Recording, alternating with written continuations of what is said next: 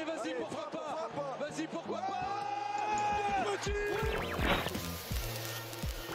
J'ai un scoop pour vous. Penalty sur Ronny Lopez à la 151e. J'ai demandé pourquoi on n'est pas revenu sur la VAR, mais la VAR ne fonctionnait pas. Falcao, le Colombien qui a pris le dessus. Il a réussi son dribble. Falcao, il est mort. Ce soir, je vais dire tout haut ce que tout le monde pense tout bas. Radio Diagonale, la web radio 100% rouge et blanche. Et salut tout le monde et bienvenue donc sur un nouveau débrief consacré à la Ligue 1 et au match face à l'Olympique Lyonnais, Monaco qui se déplaçait à Lyon au stade Groupama Stadium et qui s'est incliné 2-0. Voilà, c'est comme ça. Retour de trêve raté. On recommence ces retours de trêve complètement pourris. Et pour cette émission, donc Patrice sera là. Salut Patrice. Salut Damien, salut à tous. Et on fait notre petit tour des nouveaux encore une fois avec Florian. Salut Florian. Salut Damien, salut Patrice et salut à tous. Et bienvenue et salut à tous ceux qui sont également déjà sur le chat, sur Twitch à nous écouter pour cette émission. Donc voilà, Monaco qui s'incline, 2-0, pardon. Le troisième, il a failli venir. Et je vais vous demander vos 3 points. Patrice, je te laisse commencer. Premier point, ça va être l'entrée de Paqueta qui nous a fait vraiment mal. On tenait un bon résultat à ce moment-là, 0-0. Malheureusement, je trouve que le jeu lyonnais a énormément changé quand il est rentré. C'est lui qui a commencé à faire des passes qui ont fait très très mal et qui amènent du coup finalement les actions et les buts. Et finalement, on repart avec une lourde défaite de 0 qui, avant son entrée de jeu à la 60e minute, semblait pas vraiment méritée. Et pourtant, à la fin du match, elle l'est carrément. Mon deuxième point, c'est qu'on ne peut pas rencontrer que des équipes du bas de classement qui sont dans des formes complètement infâmes. À un moment donné, on doit rencontrer aussi des équipes qui tournent bien. C'était le cas de l'Olympique Lyonnais depuis quelques matchs. On a vu le résultat, ça a été dur et malheureusement, on n'a pas réussi à gagner. Et mon dernier point, c'est sur la même logique, c'est qu'on ne gagne toujours pas contre les gros, quoi. À chaque fois qu'on a des duels directs contre des adversaires, on ne les gagne pas. C'est le cas l'année dernière, c'est encore le cas cette saison. J'ai regardé un petit peu dans mes notes, du coup on a gagné 2 fois le PSG, ça va encore. Après on a fait une victoire contre l'OM et contre Rennes, et sinon derrière c'est 2 matchs nuls et 8 défaites maintenant. Tu comptes Rennes parmi les gros, toi? Si on regarde bien l'année dernière, oui, ils font partie du haut de classement. Je regarde sur les 6 premiers, ils sont dedans, quoi. Ouais. Donc, oui, Rennes a fini européen, Rennes fait partie des gros l'année dernière, donc on doit les compter, ouais. Quoi. Ouais. Si tu regardes les 5 meilleures équipes l'année dernière, c'est contre des équipes là, on ne fait rien. Après, je peux enlever Rennes, on a ouais, alors on lève Rennes. Ça me dérange pas dans les stats. Mais à côté de ça, c'est 8 défaites, quoi. On gagne pas contre nos adversaires directs, donc c'est dur du coup de gratter des points et de finir dans les meilleurs du classement, quoi. Du coup, Florian, tes 3 points. Voilà, mes points se rapprochent assez de ceux de Patrice, comme on disait avant. Donc voilà. Le premier, c'est une nouvelle défaite contre Lyon. Donc voilà, déjà l'année dernière, on a eu droit à 2 belles défaites, surtout la première qui était magnifique, on s'en rappelle. Et donc, nouvelle défaite contre un gros. Donc voilà, on a eu droit à la défaite contre Marseille. Maintenant, c'est celle contre Lyon. Le nul contre Nice. Donc voilà, on attend une première victoire contre un gros cette année pour voir si on pourra faire quelque chose dans cette saison.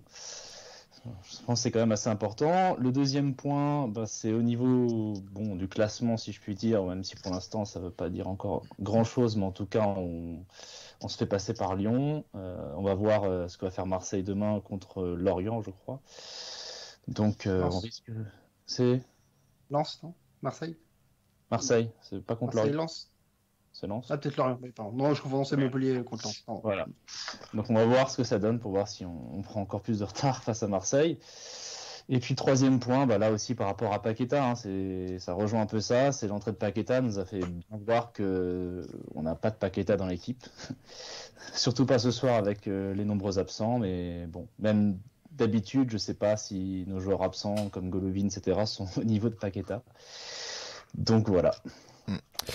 Ouais. Moi, mes 3 points, du coup, c'est Monaco, hors sujet. Voilà, je trouve que le match de ce soir, c'est un non-match. Enfin, en tout cas, c'est un match qui ne m'a pas plu parce que je trouve qu'on n'a pas eu la bonne approche. En tout cas, je trouve que voilà, on est arrivé en jouant uniquement le contre et en laissant beaucoup trop faire Lyon et voilà, on n'a pas du tout été ambitieux dans le jeu, alors que même si on avait des circonstances aussi atténuantes avec pas mal d'absences, Lyon en avait aussi pas mal.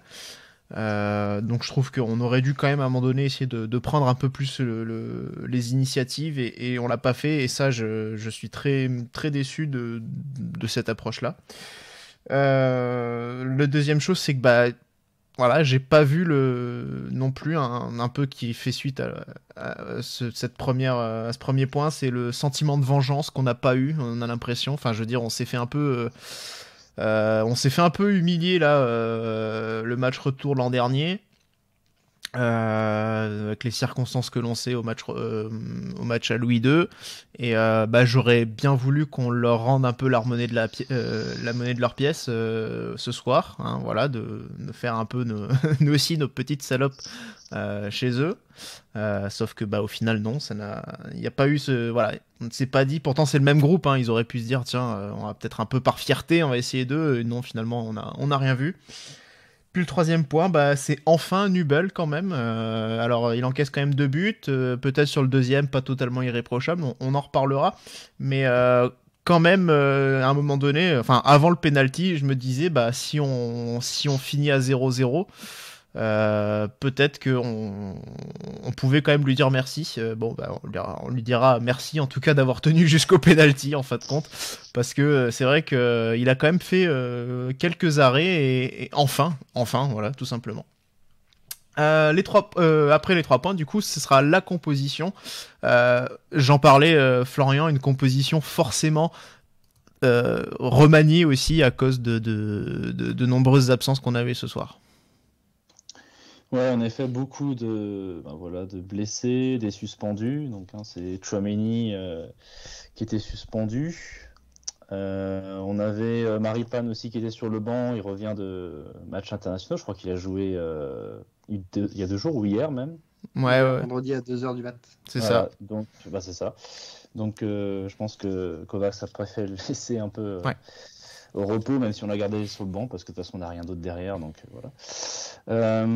Et puis après plusieurs blessés, donc voilà, on avait pas Diop, pas de Golovin, bon Fabregas de toute façon, je crois que il était au basket, il était au match de la Rocatine, voilà. On l'a vu sur la photo officielle aussi. Donc, il fait des interviews à Amazon Prime, à Marina Lorenzo visiblement, il parle de Messi dedans, voilà. Ouais, c'est un peu un ambassadeur quoi, c'est un VRP aujourd'hui. C'est ça, voilà, exactement. Donc, voilà, après on s'est retrouvé. Je sais pas si au niveau de la composition, faut que je. Si tu veux. Oui, je peux demander à Patrice éventuellement de la détailler. Voilà. Ouais, après la composition, elle est plutôt sans surprise, vu le nombre d'absents, comme tu le disais, qui n'étaient pas là. Et c'est pas forcément énormément de joueurs. On a un groupe quand même qui est très resserré cette saison. Donc on a même dû aller piocher 2 petits jeunes du centre de formation pour compléter le groupe, pour arriver au moins à un groupe de 20. Du coup, Nobles dans les cages, Dissessi Badiachi en charnière centrale, Enrique et Aguilar sur les côtés. 3 milieux de terrain, après voir comment ils ont vraiment évolué, j'aurais un peu plus de mal à le dire entre Matazo, Jean-Lucas et Fofana. J'ai l'impression que Jean-Lucas était plutôt en 10, un peu un cran au-dessus. Je sais pas ce que vous avez pu en penser. Ouais, un peu. Après, on a vu aussi pas mal Matazo sur le côté gauche. Sauf sur les phases défensives où on avait, je trouvais vraiment ce 4-3-3 pour le coup. Mais et après devant, pour moi c'était Voland en pointe, et après sur les côtés Gelson et Ben Yedder. Contrairement à d'habitude où c'est plutôt Ben Yedder en pointe, là Ben Yedder était plutôt sur le côté gauche. Et c'était Voland qui occupait la pointe de l'attaque. Enfin, ouais, voilà. Donc, en tout cas, clairement, de toute façon, la stratégie, hein, on l'a vu très vite dans ce match, c'était de jouer le contre Florian, et c'est finalement Lyon qui s'est le premier mis en avant. Oui, tout à fait. On a vu dès le début de match, c'est plutôt Lyon qui a été dans notre moitié de terrain. Et donc, alors pourtant, on a quand même à la 5e minute, moi j'ai noté une bonne percée de Fofana. Une bonne percée de Fofana et qui passe à Voland qui rate totalement sa frappe. Hein. Je sais pas trop ce qui se passe exactement, mais voilà, c'est dommage parce que ça représentait assez bien ce qui va se passer dans le match. Hein. C'est en tout cas jusqu'à la 60e minute, on va dire. Donc on a une équipe de Lyon qui domine, mais on a quand même quelques petites possibilités en contre. Voilà. Ouais, effectivement, mais c'est vrai qu'elles sont quand même très rares. Il faudra quand même surtout attendre la seconde période, Patrice, pour être beaucoup plus dangereux et mettre le gardien adverse à contribution. Rappelons que d'ailleurs Anthony Lopez était suspendu lui aussi pour cette rencontre et donc c'était le gardien s'appelait Pollersbeck. Voilà, quand j'ai vu la feuille de match, je me suis dit c'est qui celui-là, voilà. C'est le nouveau Neuer. C'est lui le nouveau Neuer du coup. Ah merde. Zut. Alors, c'est un jeune gardien allemand qui a déjà joué contre nous, hein, qu'il était en Coupe de France. C'est le gardien remplaçant de Lopez, donc en Coupe de France, c'est lui qui joue. Et qu'on a eu cette victoire 2-0, c'est lui qui était dans les cages. Je t'avoue que je m'en souviens. Il n'a pas laissé un souvenir impérissable, nous, au Neuer. Sur les 2 buts qu'on a pu mettre. Mais du coup, il a été un peu plus mis à l'épreuve aujourd'hui, en effet. Ouais, sur cette première mi-temps, non, c'est vrai qu'on a quelques bouts d'occasion. On a l'impression qu'on amène le ballon jusqu'à la cage. Et c'est vraiment dans le dernier geste qu'on pêche, parce qu'on a quand même de belles situations, des belles contre-attaques. Et c'est toujours le dernier mouvement, quoi. Soit la frappe est complètement ratée, soit du coup le joueur n'arrive pas à avoir le ballon à temps, et du coup on est obligé de repartir en arrière et la défense lyonnaise se replace. Donc non, après c'est vraiment du côté lyonnais qu'il y a les actions. J'ai quand même le sentiment que c'est vraiment du côté droit que c'est vraiment par le côté droit que sont passées nos occasions. Alors ce qui s'explique parce que Matarazzo côté gauche, il pouvait pas vraiment, c'est pas vraiment son rôle aussi d'aller porter le danger, un peu comme Gelson, voilà, ou en tout cas c'est pas ses qualités premières. Mais c'est vrai qu'on avait souvent l'impression que on fixait au milieu de terrain, je sais pas si, et que on construisait nos actions, même nos actions de contre, vraiment toujours de la même manière, avec un point de fixation qui était Voland ou Ben Yedder. Une remise un peu en retrait et ensuite une petite balle en profondeur pour se retrouver un peu en situation de centre. Je trouve Florian, c'est un peu le même schéma qu'on a toujours vu, un peu répétitif, quoi.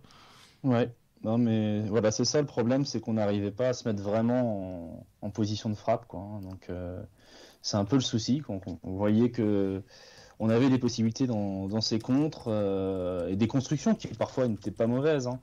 Mais à la fin, il manque le petit truc, la petite passe précise. On voit qu'il y a un peu de déchets aussi dans ce domaine-là. Ouais, beaucoup même. Un peu beaucoup. Il y en avait même beaucoup, hein, Patrice, on peut le dire. Je crois qu'il faudra regarder les statistiques en pourcentage de passes réussies, mais voilà, on est à 79%. Lyon à côté est quand même à 88% sur la totalité du match. Ouais.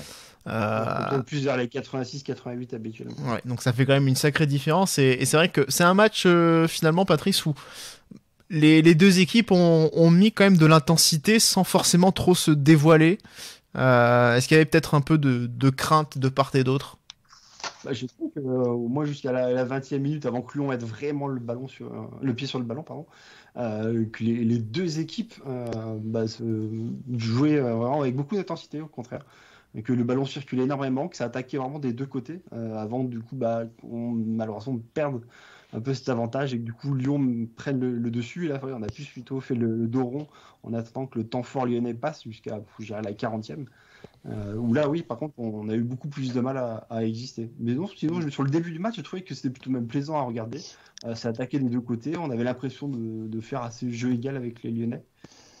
Et surtout de pas être forcément trop mis en danger. En tout cas, alors oui, Nubel s'est employé sur quelques actions, sur quelques frappes.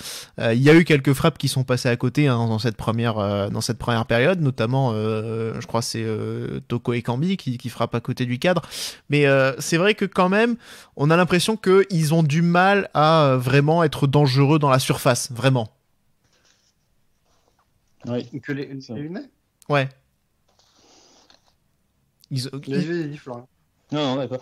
Enfin, ils ont quand même cette frappe, c'est à la 25e, je crois, là où il y a le très bel arrêt de Nubel, hein, je crois, main opposée, là. Donc, ils ont quand même des frappes. Enfin, moi, je les trouve plus dangereux que nous, en tout cas, dans leurs occasions, ça c'est clair.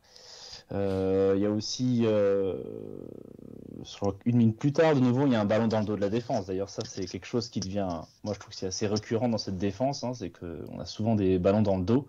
Et on se retrouve à défendre dans le mauvais sens, si je puis dire. Et ça, c'est quelque chose qui arrive assez souvent. Donc, je sais pas si c'est un problème de placement, mais il y a souvent ces ballons qui arrivent dans le dos. Alors, heureusement, là, ça n'a rien donné, parce qu'il y avait Toko Ekambi qui n'a pas pu toucher là-bas, je crois. Donc, voilà. Ouais, et notamment Patrice, beaucoup aussi pareil du côté, enfin même j'allais dire du côté gauche, mais non, il y a quand même pas mal d'occasions justement pour faire suite à ce que disait Florian, même côté droit, Aguilar, beaucoup pris dans le dos, quoi. La première mi-temps d'Aguilar, oui, c'est assez compliqué. Un fou qui se reprend un peu plus après et fait pas mal de derniers gestes et d'actions défensives, mais c'est vrai que sur le début, ça passe plutôt de son côté et qu'on est assez mis en danger. Donc je pense qu'il y a eu un recadrage après de la part de Kovac à la mi-temps là-dessus, parce que du coup, c'est vrai qu'il a beaucoup plus bloqué Toko Ekambi après par la suite. Mais oui, comme tu dis, c'est vrai que ça jouait énormément dans notre surface. Les Lyonnais arrivaient vraiment à rentrer dans cette surface. Par contre, derrière, on faisait vraiment bloc. Et ils n'arrivaient pas à trouver des solutions pour se mettre en position de frappe. Les occasions qu'ils ont viennent plutôt de l'extérieur de la surface sur leur frappe. Ouais. En tout cas, voilà, Lyon plus entreprenant que Monaco. Ils ont dominé très légèrement cette première période, sans vraiment réussir à concrétiser. Et nous, en deuxième période, on revient quand même avec j'allais dire un peu de meilleures intentions, ou en tout cas, pas forcément de meilleures intentions, mais en étant un peu plus précis et un peu plus efficace dans les dernières actions. Enfin, pas efficace parce qu'on n'a pas marqué, mais ouais, on a quand même réussi à être un peu plus dangereux, du coup, ce que je disais tout à l'heure. Florian, notamment, une frappe de Gelson Martins à la 50e. Ouais, tout à fait. Donc là, en fait, quand on revient en deuxième mi-temps, je trouve aussi que Lyon, il y a un peu moins d'intensité, bizarrement. Je sais pas s'ils ont mis un peu de temps à se remettre de leur mi-temps. Mais en tout cas, nous, on est revenu avec un peu plus de précision aussi. Bon, pas dans le dernier geste, même s'il y a cette frappe de Gelson, bon, qui est pas mauvaise. En début, je me demande un peu ce qu'il fait, parce qu'il met pas mal de temps à se décider à faire une passe ou à tirer. J'attendais encore le truc habituel de Gelson qui sait pas, voilà, qui prend pas de décision, qui va prendre une mauvaise décision. Et bon, il fait une frappe qui est pas mal quand même, mais qui est arrêtée par le gardien. Donc voilà, c'est la première occasion vraiment. Gelson l'indécis. Voilà. Oui. Pour moi, Gelson avait une belle occasion aussi en première mi-temps sur un beau centre. C'est Jean-Lucas qui lui fait un centre en cloche. Mais trop loin. Qui la frappe trop doucement et qui la met dans les bras du gardien. En fait. Ouais, il est en extension, il est un peu trop court. Ouais, mais sinon, l'action est vraiment très, très belle et je pense qu'il y a moyen de faire mieux que ça, quoi. Ouais. Mais en tout cas, voilà, ça va pas forcément durer très longtemps et derrière, c'est quand même Lyon qui va quand même reprendre le dessus. Très clairement, ils vont avoir un très très gros temps fort. Je pense qu'on peut le dire entre la 60e et jusqu'au but, il y a quand même 20 bonnes minutes quasiment de temps fort, 20-25 minutes de temps fort lyonnais, quoi, Patrice. Qu'est-ce qui a bien pu se passer à la 60e minute? Ouais. Non, c'est vrai qu'à partir du moment que Paqueta est rentré, quoi, il n'y a pas que Paqueta, de toute façon, qui fait l'effet. On a l'impression que tous ses collègues ils sont dopés d'un coup du fait que Paqueta soit sur le terrain et ils ont plus de facilité, ça leur a redonné du tonus et vraiment ils ont un très gros temps fort et ils poussent pour aller mettre le but. Bon, finalement, le but n'arrive pas parce que c'est un penalty finalement qui leur permet de prendre l'avantage. À noter quand même que Paqueta rentre à la 67e avec Kadewere. Ouais. Donc voilà, c'est quand même Lyon finalement. Enfin, Peter Bosz n'a fait que 2 changements ce soir sur les 5 autorisés, ce qui est assez potentiellement assez surprenant. Mais oui, effectivement, donc Paqueta, on peut le dire, Florian a quand même, comme c'était un de tes points justement, il a changé un peu le cours de la rencontre. Ah oui, non mais bon, alors comme disait Patrice, déjà depuis 5 minutes, Lyon avait commencé à pousser même je sais pas s'il se préparait à rentrer de Paqueta, qui était déjà chaud du fait qu'il allait rentrer, mais en tout cas quand il est rentré, on a vu une vraie différence, donc il a un peu transcendé tous ses coéquipiers. Et donc ça mène pas tout de suite à l'occasion. Parce que là, je me notais une belle intervention de Nubel qui sortait bien là. Ça, c'était à la 69e. Ouais, Quand il sort face dans à- les pieds de l'attaquant. Ouais. Face à Kadewere, ouais. Voilà. Donc là, pas mal d'explosivité de la part de Nubel. Ça fait plaisir de le voir comme ça plutôt que passif. Ouais. En tout cas. Le Plot avait des jambes et des bras aujourd'hui. C'est exactement ça. Ouais. Et du coup, quelques minutes après, quand même, on a une nouvelle masterclass, Patrice de Paqueta qui fixe 2 joueurs là. Ah non, c'est sur le deuxième but, pardon, je te dis une bêtise. J'ai une bêtise, le deuxième but. J'anticipe un petit peu. Il y a le premier but sur le penalty, Patrice. Ouais. Je sais plus comment Alors. arrive l'action du penalty Ouais. sur le côté. Par contre, je l'ai plus en tête. Mais du coup, il y a un centre dans la surface et du coup, Dissassi fait pourtant le bon geste, parce que du coup, il veut tacler le ballon et il arrive à choper le ballon. Mais du coup, le problème, c'est qu'il prend clairement Dubois derrière. Là, pour moi, on peut rien dire. Je sais que pas mal de supporters râlent pour le penalty parce que oui, il a pris le ballon au premier, mais bon, ça n'existe pas hein, de prendre le ballon. Si derrière t'arraches le joueur, tu fais faute. D'autant plus si t'es dans la surface. Clairement, il prend vraiment très très bien Dubois. Et voilà, après, ça fait penalty malheureusement. C'est dommage qu'on tenait assez bien, malgré les efforts lyonnais, on arrivait plutôt bien à tenir. Newell's n'a pas non plus fait 50 arrêts dans ce match à ce niveau-là. Et là, c'est un peu cadeau de leur offrir un penalty à ce moment-là. Ça passe encore par Dissassi, malheureusement. Ouais. Qu'on critique quand même pas mal sur des derniers gestes qui sont des fois. C'est une pas sorte forcément sur les de petits, passe hein. dissuasive qu'on peut dire là ce soir. On n'est pas loin, c'est une demi-passe Dissassi, Oh. ouais, on peut dire. En tout cas, il y a dans le chat aussi, c'est un petit peu c'est un peu partagé. Il y en a pour qui il y a péno, il y en a pour qui il y a pas du tout penalty. J'ai l'impression, je sais pas ce que vous en pensez, mais j'ai l'impression qu'il est un peu masqué. Alors je sais pas sur qui par qui, peut-être Kadewere mais ou Toko Ekambi, mais il est peut-être un peu masqué et il voit pas forcément Dubois arriver, j'ai l'impression. Je pense qu'il le voit même pas du tout. Je C'est pense ça, qu'il voilà. attaque le ballon sur l'attaquant qui va pour le prendre et qui le prend juste avant. Par contre, il n'a pas vu du tout que Dubois arrivait C'est pour ça. prendre le ballon. Voilà, effectivement, Et complètement. et voilà, et au moment où il lance son geste, je pense qu'il ne le voit pas arriver tout simplement. Et bon, après, effectivement, là, ce qui est pénalisé ici, c'est le manque de maîtrise, hein, je pense très clairement. En tout cas, si l'arbitre s'était exprimé, en tout cas, s'il avait donné une justification avec un micro, parce que c'est le grand truc de Rome, ça. On aurait peut-être eu une explication effectivement sur ce qui a été véritablement sanctionné, mais c'est vrai que autant oui, il prend le ballon en premier, mais derrière il prend quand même, il prend la cheville. Bon, pour notre bonheur, c'est quand même celle de Dubois. Hein, voilà, on va pas se mentir. Hein, voilà, mais bon. Mais voilà, c'est vrai que du coup, bon. Là, je pense que pour moi, effectivement, il se met dans les conditions de pouvoir être sifflé contre lui.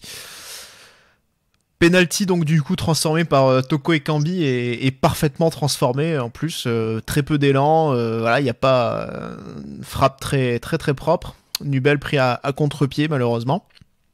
Et derrière Florian Lyon qui va faire le break avec cette fois justement Paqueta qui fait aussi encore la différence. Ouais. Alors on a quand même aussi, je vais noter quand même la tête de Badiachil sur corner à la 80e qui était pas trop mal. Ouais. C'est un peu, on va voir que ça hein, jusqu'à la fin je crois. Hein. Ouais, tête gentillette, hein, vraiment pas très Voilà. pas très dangereuse. Deux remplacements. Ouais, excuse-moi. 2 remplacements ensuite qui vont rien changer. Hein. On va pas les voir les remplaçants. Donc c'est Jacob, c'est le petit Félix Lemarchal qui faisait sa première. Bon, on va pas les voir. Hein. Donc voilà. Et à la 90e, Paqueta avec cette magnifique passe extérieure. Donc voilà. Je sais plus face à quel défenseur il est à ce moment-là, mais il le met dans le vent. Aguilar et Gelson. C'est Aguilar, voilà, c'est ça. Je crois que c'est les deux, c'est Gelson et Aguilar ils sont deux les Lyonnais à ce moment-là. Ils font le corner à 2. Voilà, exactement. Et donc après, c'est Denayer. Il y a plusieurs joueurs devant le but. Hein. De toute façon, ça aurait pu être lui ou un autre. Il y avait 2-3 Lyonnais devant le but. Hein. Et c'est Denayer. Le problème, c'est surtout Emerson qui vient faire l'appel. On le voit traverser tout le terrain comme ça, et personne qui le prend. Quoi. Ouais. Et donc, du coup, après, il a juste à centrer dans la cage où il y a 5 Lyonnais, donc c'est un peu plus facile pour mettre le but. Quoi. Mais c'est surtout là où c'est étrange de voir qu'il n'y a aucun marquage sur Emerson qui peut, sur un corner, traverser toute notre surface de réparation sans être soucié. Quoi. Ouais, effectivement, là, marquage très très aléatoire encore une fois. Bon, c'était la fin du match. Je pense que voilà, il y avait certainement plus trop de jus, plus trop d'essence et un peu de découragement certainement aussi. Mais bon, c'est le deuxième but là qui a vraiment fini de cuire les carottes. Lyon qui s'impose 2-0, qui aurait pu, alors bon, pas forcément des occasions très dangereuses derrière, mais ils ont quand même une frappe de Paqueta justement qui passe à côté du cadre. Donc pas trop d'inquiétude pour Nubel à ce moment-là, mais voilà, jusqu'à la fin, disons que Lyon a fait le boulot, tandis que nous on s'est arrêté et on a lâché les armes. Donc défaite 2-0, comme je le disais, et Monaco qui du coup fait recule au classement. Lyon repasse devant avec 16 points, Monaco qui stagne après 14, et comme vous le disiez tous les deux, après une belle série qui donnait un peu d'espoir de 3 victoires consécutives avec 3 buts marqués à chaque fois. Donc voilà, c'est comme ça. Espérons qu'on reprenne rapidement notre marche en avant. On va commencer, messieurs, avec les tops et on a décidé, alors ça va peut-être en surprendre certains, mais mine de rien, de mettre Alexandre Nubel parmi les tops. C'était un choix plutôt unanime. Alors je sais pas qui veut en parler en premier. Ouais, bah si, je l'ai assez critiqué pour pouvoir en parler maintenant, parce que je fais partie de ceux aussi qui l'ont mis en top.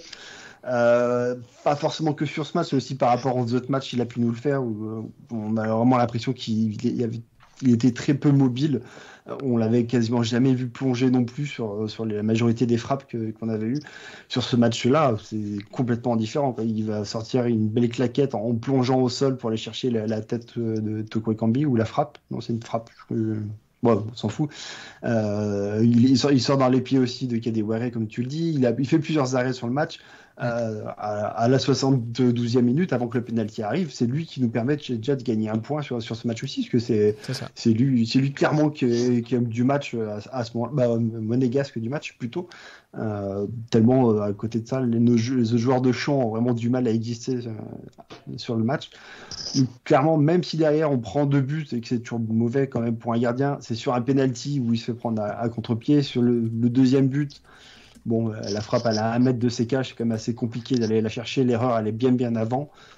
Et vu qu'il n'y a aucun autre joueur qui se dégage vraiment dans ce match aussi, ça paraît logique enfin de le mettre en avant, parce qu'il fait des arrêts, parce qu'il fait un match qui est quand même plus que correct. Donc voilà, s'il pouvait continuer en tout cas comme ça sur les prochains matchs, ça nous ferait du bien. Ouais, sur le deuxième but, c'est vrai que je le trouve un peu trop calé là au premier poteau et pas forcément bien placé.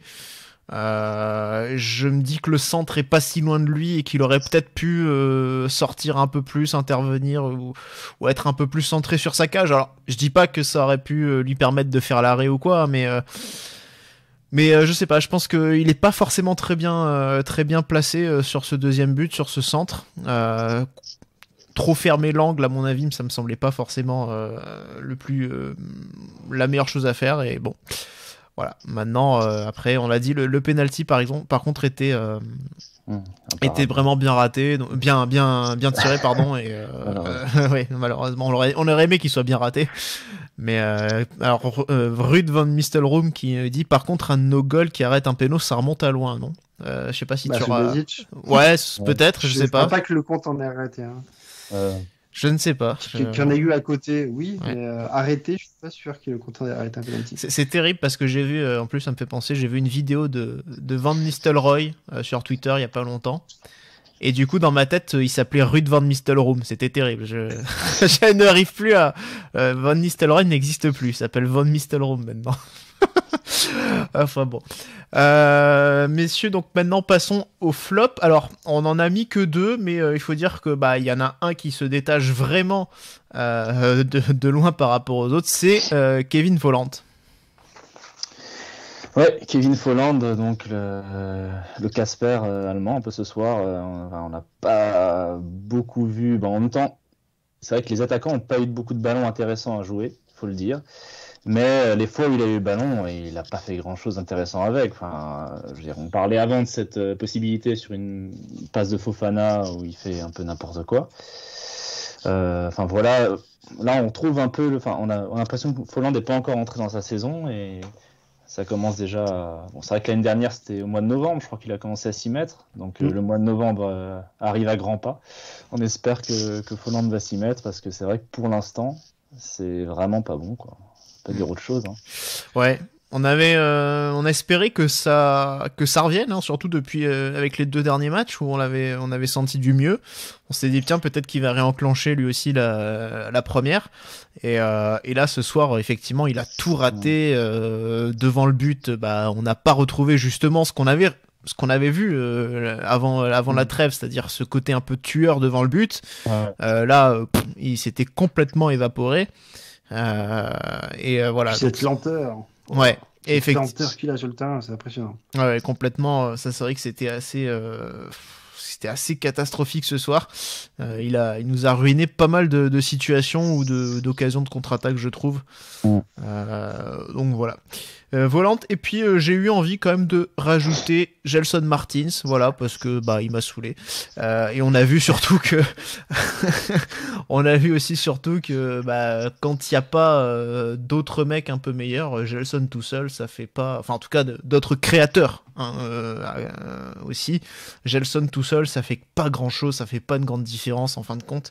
La fin de match là où il tourne, il fait le tourniquet là.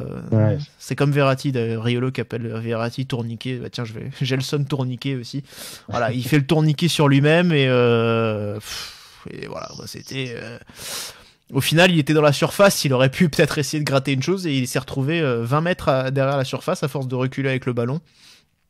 Enfin bon, bref, c'était voilà, moi je suis pas du tout un fan de Gelson après, hein, ça c'est.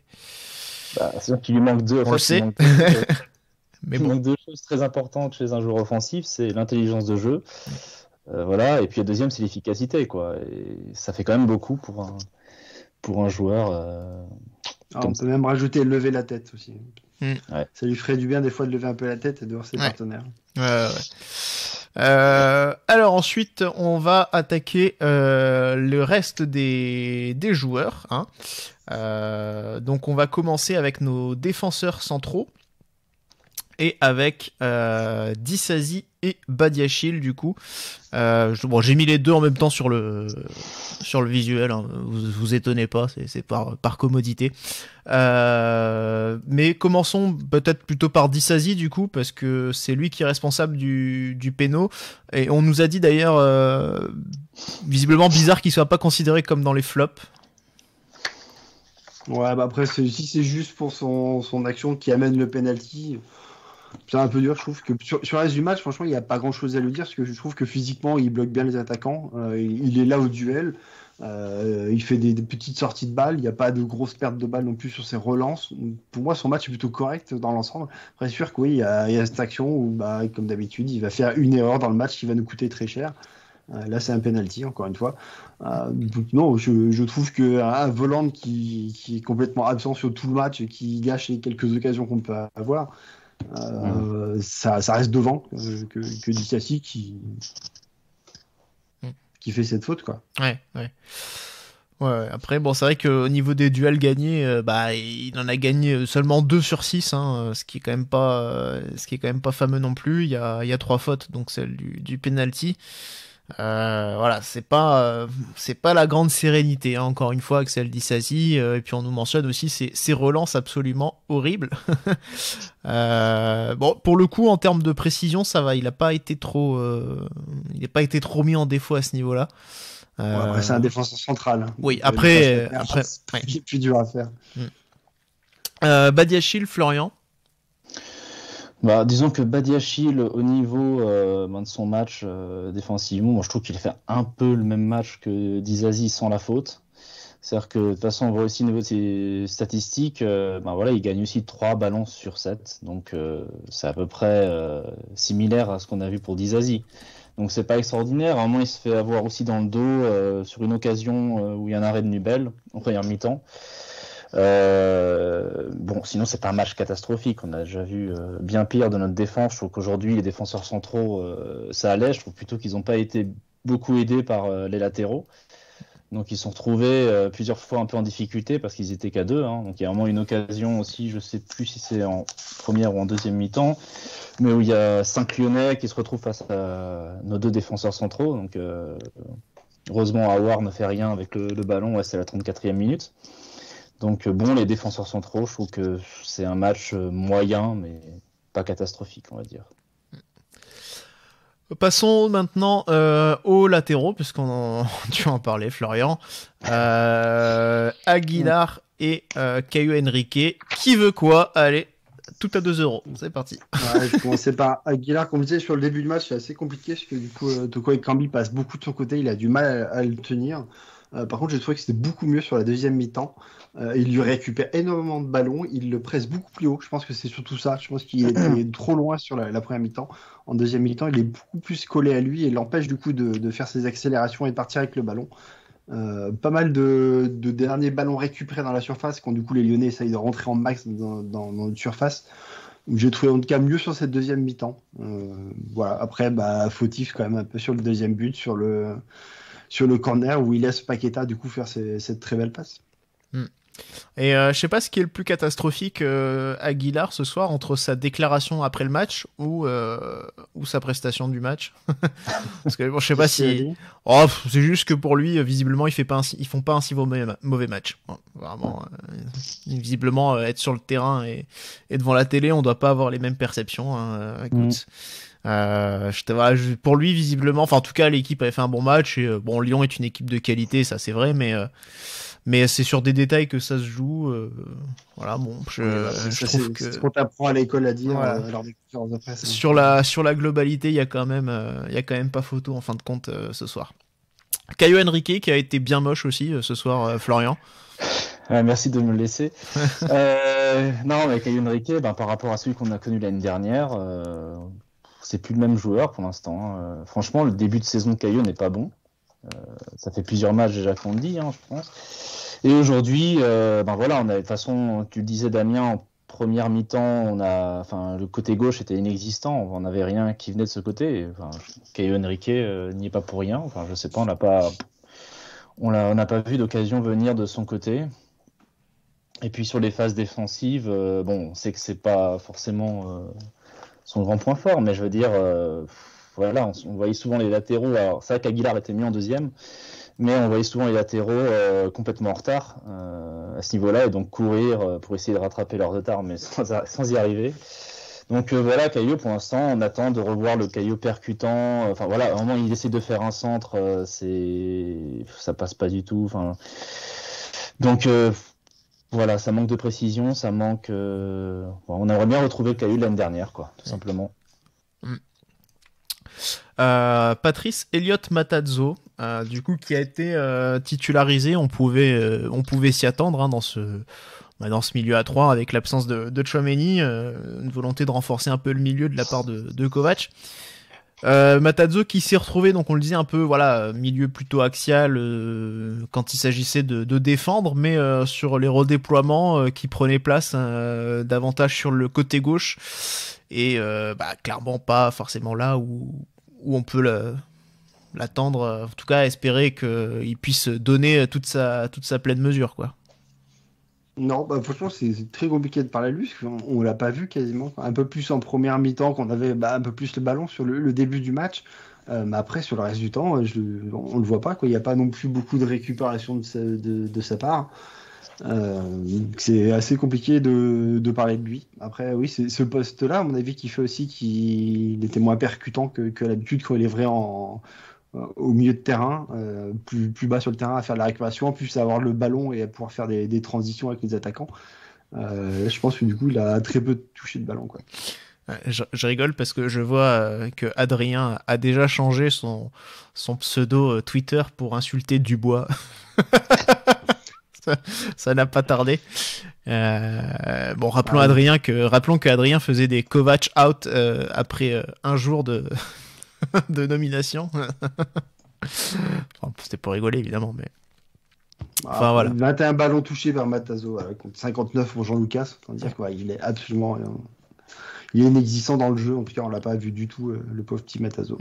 Et je viens de voir également, pour ceux qui sont en train de discuter dans le chat, attention, quand vous écrivez bête noire sur le chat, ça me demande d'autoriser le message. Visiblement, ils pensent que c'est un message raciste. Donc, n'écrivez pas trop bête noire, attention.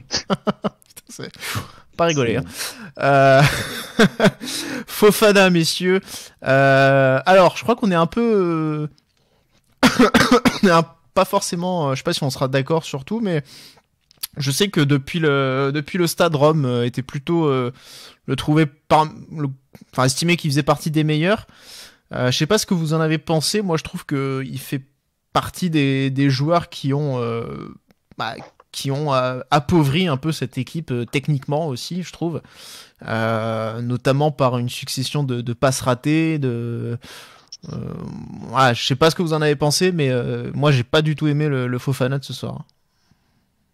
Ben ouais, moi j'ai trouvé un Fofana avec un match un peu en dents de scie, quoi. C'est-à-dire qu'il y a des moments on le voyait un peu plus, donc percuter, faire des passes intéressantes, donc voilà, notamment celle en première mi-temps avec le raté de Folland, et puis des moments où il y avait énormément de déchets, quoi. C'était, disons qu'en absence de Tchouaméni, Fofana était très loin de prendre la place, quoi, hein, disons du joueur important au milieu de terrain. Donc, ouais, c'est-à-dire qu'avec justement un Lucas et un Matazo, on s'attend à ce que ce soit lui qui dirige un petit peu ce milieu de terrain aussi. Et c'est vrai que autant dans les duels, voilà, il s'est quand même bien comporté, mais c'est vrai qu'il y a quand même beaucoup de déchets et ça reste un gros problème quand même.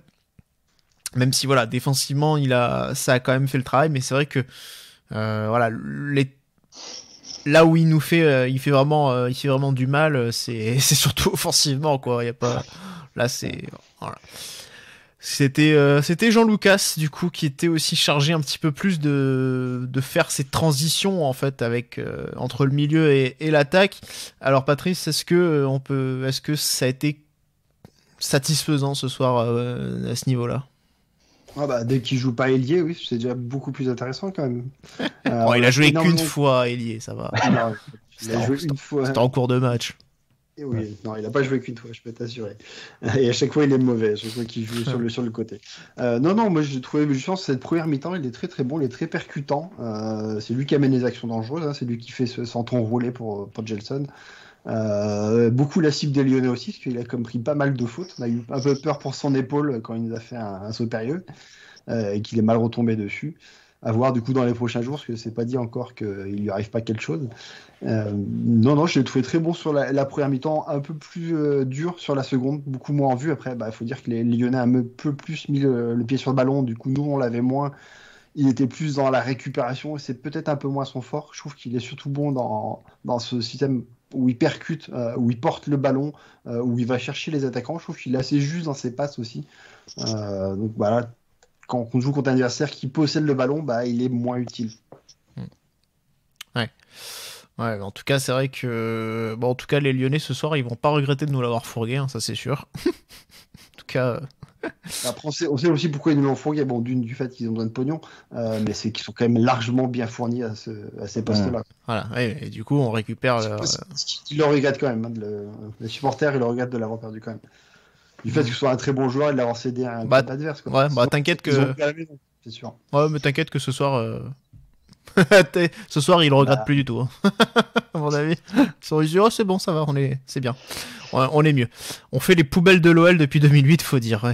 Qui se rappelle de Jérémy Berthaud? Oh, il était venu chez nous, c'est jouer chez nous, ça c'est plus fort à dire par contre. S'il n'a pas fait des matchs. Non, il a dû jouer 3 fois. Ouais. Enfin, dernier joueur du coup de ce 11 titulaire.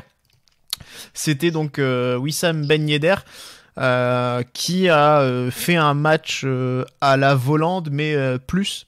C'est-à-dire que lui, au moins, offensivement, il a quand même un peu mieux réussi ce qu'il a tenté par rapport à Volante, mais quand même, lui aussi, dans les enchaînements, c'était souvent un peu lent.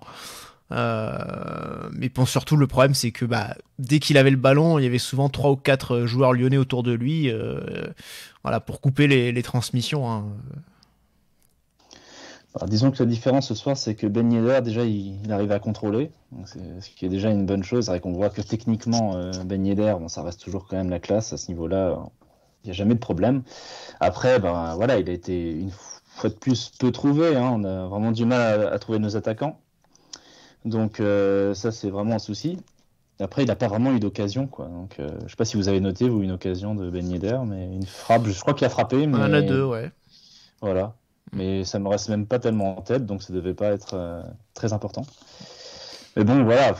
Qu'est-ce qu'on peut lui dire? Enfin, c'est pas... Normalement, les attaquants, ils ont aussi besoin d'avoir des ballons avec lesquels ils peuvent faire quelque chose. Donc, c'est quand même... Ouais. Ouais, bon, en tout cas, c'est vrai que c'est encore... il y a du mieux, Alexandre Pakis. Donc, il nous dit que c'est quand même que Ben Yedder est mieux. Physiquement, c'est rassurant. Oui, je pense que c'est vrai que quand même, il y a du mieux. On aurait espéré que Volland soit dans la même veine, mais visiblement, lui, c'était pas le cas. C'est toujours le problème des retours de sélection, quoi. C'est les fatigues, les joueurs. Ouais, c'est pas faux. Pourtant, après, c'est pas le temps de jeu qui a fatigué. Ouais. Ni l'un ni l'autre. Voilà. Les remplaçants, du coup, il y en a eu 4, dont 2 petits nouveaux. Alors voilà, bah vous m'excuserez, hein, j'ai pas leurs photos. Donc 2 nouveaux joueurs hein, qui ont fait leur première avec la SM, Félix Le Maréchal et Magnès Akliouche. Bon, Akliouche qui est rentré vraiment à la toute fin, Le Maréchal qui est rentré un petit peu plus tôt lui par contre, hein, il est rentré en remplacement de Matarazzo à la 82e, et sinon on a eu Boadou qui a remplacé un Volland en souffrance dès la 70e minute, et Ismaël Jacobs qui a remplacé Jean-Lucas à la 82e. Messieurs, est-ce que vous avez quelque chose à ajouter sur ces 4 joueurs-là, ou un en particulier ou pas? Bah, c'est toujours compliqué pour Boadou, quoi. Ouais. On n'a toujours pas vu grand-chose. Je comprends pas, pourtant bon. Je lisais sur Twitter qu'apparemment c'était son match, que contre Lyon, ça y est, c'était parfait, c'était l'équipe parfaite pour lui, pour qu'il puisse... je comprends pas. C'est jeudi son match, contre le PSV. Ah oui, c'est vrai, ouais. Ouais. Bon, une fois qu'il connaît l'adversaire, il va peut-être faire quelque chose. Oui, surtout qu'en plus, pour l'instant, on dit que c'est à cause de la Ligue 1 parce qu'il connaît pas assez bien la Ligue 1. Là, il connaît il y a de fortes chances surtout qu'il soit titulaire en plus. Ouais. Oui, je pense. Ouais. Ouais. Non, sinon, c'est le Maréchal, comme mine de rien, il remplace Matarazzo à la fin du match. Il a touché quasiment plus de ballons que lui. Donc, c'est vrai, on a pu au moins le voir comparé à Akliouche qui a beaucoup moins eu de temps de jeu, forcément, quoi. Bon, donc, on n'a pas vu non plus grand-chose, quoi. Pas mal de petites pertes de balles, mais du coup, pas peur, je trouve. Il allait chercher les ballons, il a essayé de faire des choses. Voilà, bon, après, c'est 2 petits jeunes qu'on verra sûrement plus tard à l'avenir, quoi. Pour l'instant, ça reste très très jeune et ils sont là uniquement parce qu'il y a beaucoup d'absents à Monaco. Mais à noter que les 2 étaient aussi dans le stage de cet été. Ouais, les 2 qui sont avec Sacré Groupe Pro, donc du coup, bah, ils sont toujours dans l'œil de Kovac. Ouais, je t'ai envoyé le petit article hein, tu l'as reçu tout à l'heure. Hein. Oui, j'ai pas vu. Non, j'en ai c'est bien. Ce matin. Non, ça fait plaisir. Je vois que je suis lu hein, dans notre conversation. Ça fait plaisir. Ok, merci.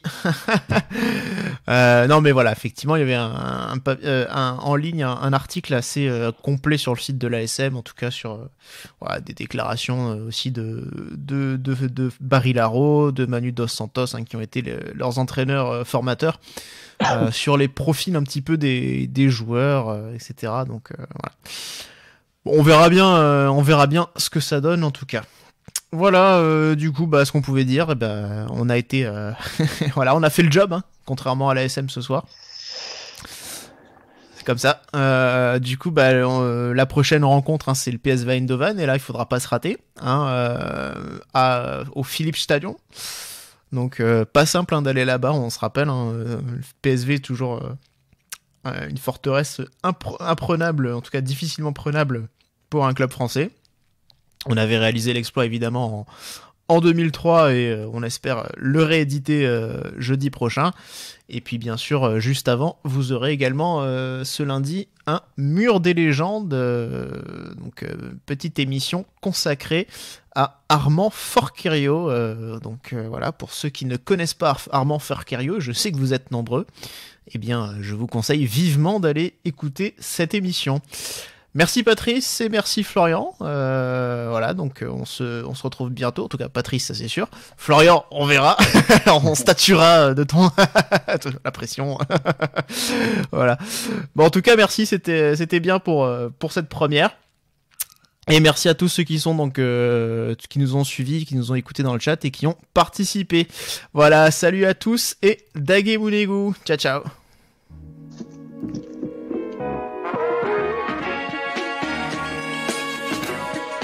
Et bisous.